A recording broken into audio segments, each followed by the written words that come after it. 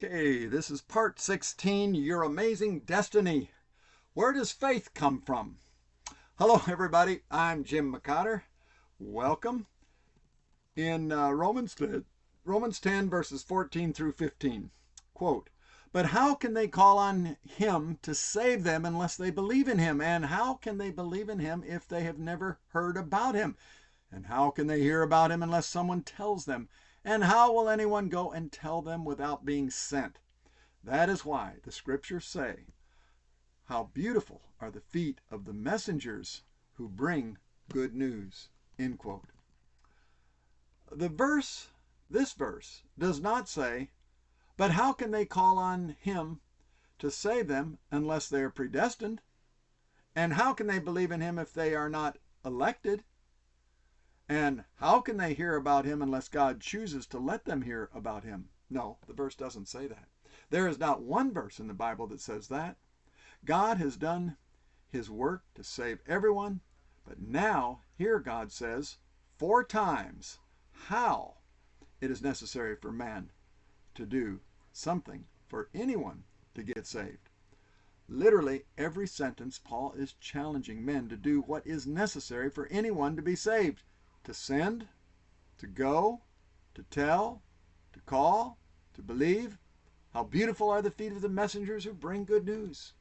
Therefore, should not every believer want to be helping in some way to send others and also yourself to be a messenger who brings good news? Here are a few personal questions to consider. 1. What is the one thing certain to happen to everyone? Well, we know. Eventually, everyone will die. Number 2, what people do you know that do not personally know Jesus Christ, but you would like to see with you in eternity? Number 3, what can you do about it? Number 4, when and how do you plan to have them hear about the good news? Number 5, Jesus said, "Follow me and I'll make you fishers of people, of men." Romans 10, 16 through 17, quote, "But not everyone welcomes the good news. For Isaiah the prophet said, 'Lord, who's believed our message?' So faith comes from hearing, that is, hearing the good news about Christ." End quote. Now this verse did not say, but not everyone can welcome the good news. No, it said, but not everyone will welcome the good news. God has never said that he made it so only a few are able to welcome the good news, but rather not everyone does welcome the good news. "Lord, who has believed our message?" the prophet said. "Those who have been predestined by God? No. Those who have been elected by God? No." So, quote, "Lord, who's believed our message?" God says, "Those who hear." So faith comes from hearing. That is, hearing the good news about Christ. How does faith come? Not by God, but, quote, "from hearing," end quote. God has already given every person the innate ability to have faith. People have faith in themselves, faith in their circumstances, faith in someone else, faith in some other God, or they can put their faith in the Lord God, Jesus Christ. Now Romans 10, 18 through 20. "But I ask, have the people of Israel actually heard the message? Yes, they have. The message has gone throughout the earth and the words to all the world.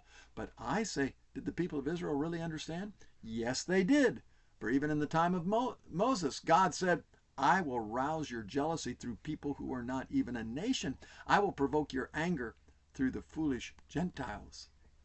And later Isaiah spoke boldly for God, saying, 'I was found by people who were not looking for me. I showed myself to those who were not asking for me.'" End quote. Since Paul has been saying in these chapters that God has now turned away from Israel to reach out to the Gentiles, that begs 2 questions.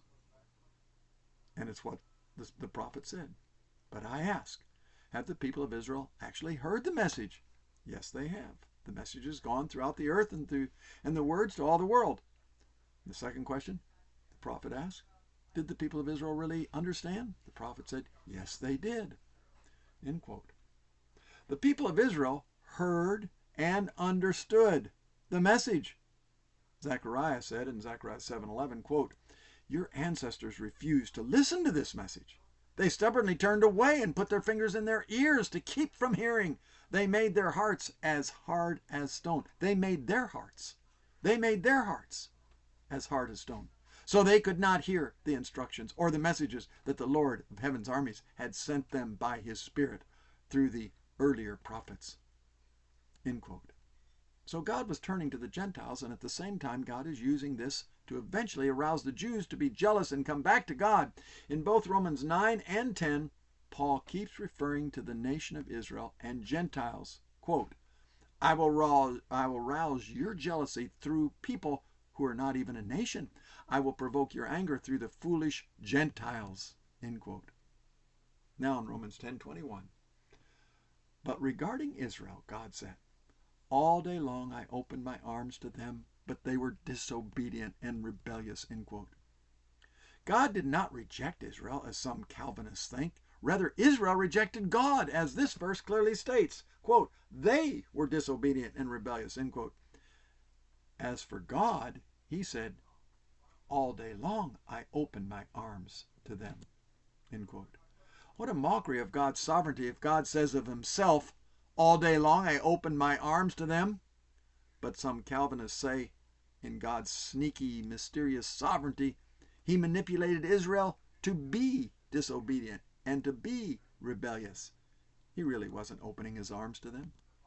No, God forbid.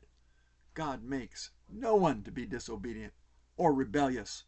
James 1:13 and 14 says, quote, let no one say when he is tempted, I am being tempted by God, for God cannot be tempted with evil, and he himself tempts no one. But each person is tempted when he is lured and enticed by his own desire. Man first rebels and sets his heart against God, and then, for God's purpose, he may add to it, not to have them reject the gospel, but because they've already rejected it, where he may add to their stubbornness to help fulfill his glory like he did with Pharaoh.